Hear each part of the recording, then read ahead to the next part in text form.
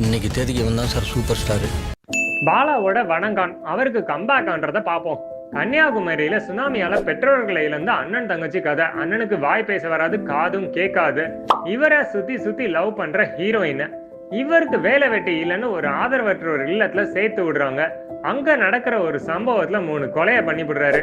இவர் ஏன் அந்த கொலையை பண்ணாரு, அங்க இருந்தவங்களுக்கு என்ன ஆச்சு, கடைசியில இவர் என்னன்றதா இந்த கதையே.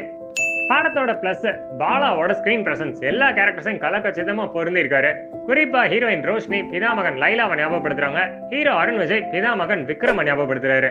அருண் விஜய்க்கு தங்கச்சி அவர் ரித்தா. அவருக்கு புரியணுன்றதுக்காக சைன் லாங்குவேஜும் நமக்கு புரியணுன்றதுக்காக வாய்ஸ் லைன் மாறி மாறி கலக்கிருக்காங்க. சில வசனங்கள் நக்கலாவே போற்றே இருக்கு. குறிப்பா ஜட்ஜ் அவரை மிஸ்கின் பேசுறது ரசிக்கும்படியாவே இருக்கு. ஜிடியோட பாடல்கள் கேட்கிற மாதிரி இருக்கு. படத்தோட மைனஸ் பிதாமகன் சூர்யா மாதிரி யார் மேலே நமக்கு இமோஷனல் கனெக்ட கொடுக்கல. ஸ்கிரீன் பிளே இன்னும் கொஞ்சம் விறுவிறுப்பாக்கி இருக்கலாம். ஆதரவற்ற ஒரு இல்லத்துல சில பெண்களுக்கு நடக்கிற விஷயங்களை ஓவர் எக்ஸ்போஸ் பண்ண மாதிரி இருந்துச்சு, கம்மி பண்ணிருக்கலாம். அதே மாதிரி ஏன் படம்னாலே டிராஜடியா தான் முடிப்பேன்ற ஸ்டாண்ட பாலா கொஞ்சம் மாத்திருக்கலாம்னு தோணுது.